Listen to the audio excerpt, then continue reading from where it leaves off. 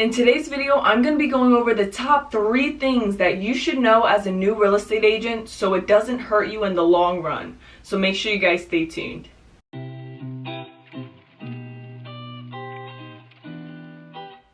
Hey everyone, my name is Stephanie Kabidi. I'm a realtor in the state of Pennsylvania. And before this video starts, make sure you give it a thumbs up. It helps that YouTube algorithm push out the video for, someone that may need it. And make sure you guys go subscribe if you're not subscribed. Turn that bell button on so you guys never miss an upload. And with that being said, let's get right into today's video. So I wanted to share this video with you guys, and for a lot of people that are coming into the business now, I feel like you really need to know this stuff in order to, pick up and get started within the business and do everything the right way. Unlike me, I did stuff the right way, but I didn't realize I wasn't getting the right things I needed at the time. So this is for all you new agents out there. So make sure you guys pay attention and actually take action after this video is done. So usually I start by going with the third thing, but I want to start with number 1, the top thing that you really need to focus on as a new agent.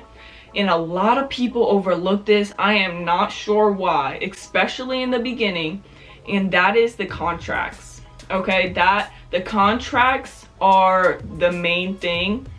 The top thing you need to be focused on. All right, you got to realize a lot of people, they don't realize that it's legal stuff. Attorneys wrote this stuff up, but it's our job to be able to explain it to our clients, to our potential buyers, seller clients, of, okay, this is what this means, this is what this means. And if you're not able to explain it the right way, if you're not able to, share to them what it means, and they just sign it and then they go back, hey, you didn't tell me this, you didn't tell me this, like, what is all this stuff popping up? That can hurt you, that can put you in a lawsuit. And yeah, your broker is responsible for you, but there are agents that still have to pay some things. Going into a lawsuit, that's not just the one and done thing. That may take a couple of months just to get the whole lawsuit completed. So I just want to recommend you guys, I had an agent talk to me about this, about the legal stuff, and I didn't realize how much of the contracts that I didn't know. I was so clueless. I didn't know how to explain the buyer agency. Like, if I were to put you on a Zoom call right now and we were to go over the buyer agency agreement, think about it to yourself. Would you be able to explain it if I asked you specific questions about it? What does this part mean? What do you mean in regards to the real estate recovery fund? What, like, certain parts, you have to be able to explain it so your client understands it, because you don't want to get into those legal issues. Now, there's other documents you also want to make sure you know, especially the consumer notice. You want to make sure you explain that to your clients as well. That should be the first thing you're talking with your clients about. And then, the agreement of sale. And for us, that's 14 pages long. For some people, it's 10 pages. It doesn't really matter how long it is. You have to be able to know how to explain it. When you're writing up that offer, before you even send that offer out, you have to go through it with your clients. And it may sound overwhelming with all the paperwork, but I highly recommend, if you don't know how to explain it, go to your broker, go to your trainer, your mentor, whoever that person you look up to that is giving you help.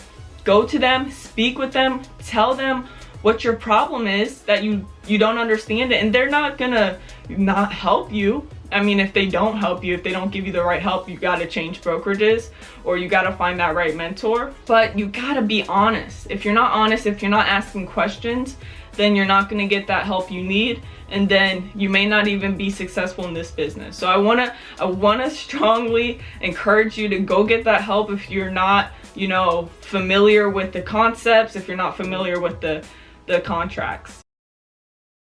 The next thing new real estate agents should know, and all this stuff I'm saying, a lot of agents overlook it. A lot of new real estate agents overlook it. So make sure you guys are writing this down.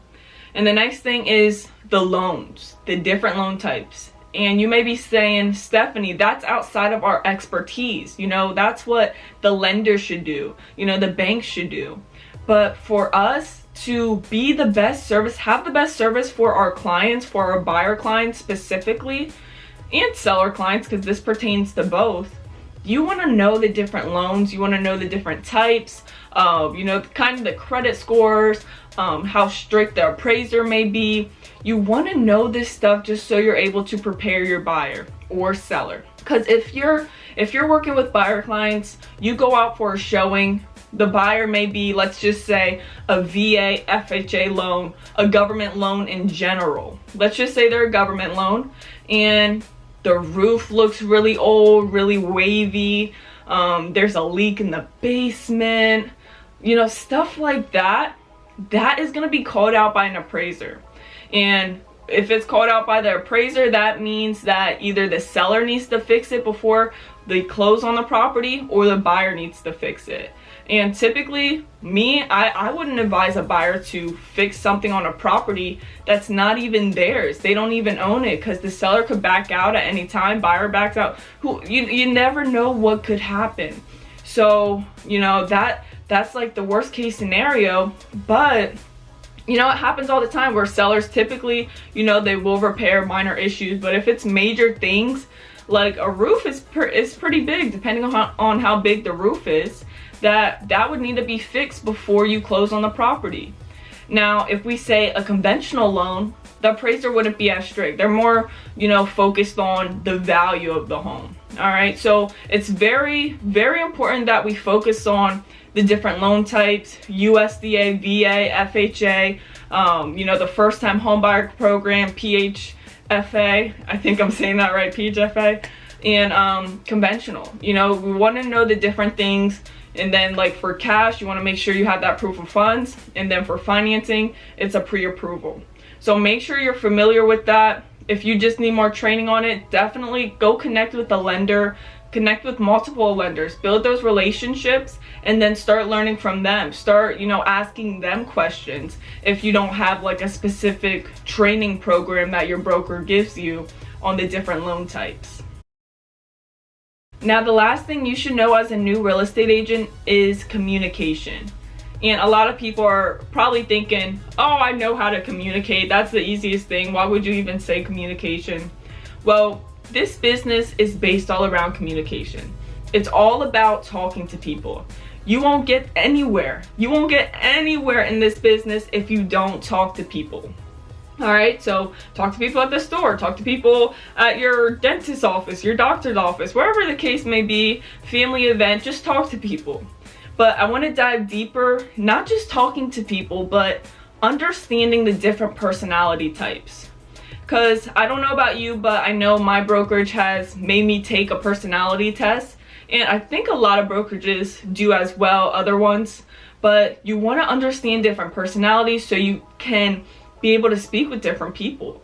Because not everyone's going to want to work with you, but if you're able to understand their personality type, they'll feel like you're able to understand them. All right, so you want to have that connection, that you're able to understand them, that you want to have them have that feeling that you are able to do that. So if someone is like, okay, I'm ready to sign, let's sign right away, let's get this done, that's a D personality type. And there's different things. There's DISC, D-I-S-C, and then there's, I think there's like a, there's different personality tests you can take. I can't think of the other ones right now, but like a D personality type, they're more dominant. They just want things their way. They want to, you know, work by themselves. They're just focus driven, getting stuff done. I don't know if they want to work by themselves too much. I don't know. It's different things, but if you never took a personality test, go take one. Go ask your brokerage, your broker. But yeah, you want to understand the different personality types just so you know how to handle situations whenever they come across your way. But those are the top 3 things that I recommend new real estate agents really truly consider and focus on when you come into the business. And when you master those 3 things, just think about, like, you're gonna be so knowledgeable, you're gonna have the experience in such a small little time, just because, you know, all these experienced real estate agents, they know the different loan stuff, they know the contracts in and out. They don't even need to look at the paper to explain it. They just know the stuff. So if we focus, as a new real estate agent, focus on that stuff there, then just think about how far you can go. So I hope this video helped you. I hope it encouraged you to, you know, focus on learning the contracts, building connections, communication skills with your clients, focused on what personality types they are, and also learning about the different loan programs, the loan types. And if it did help you in any way, make sure you give this video a thumbs up. Go subscribe if you're not subscribed. Turn that bell button on so you guys never miss an upload.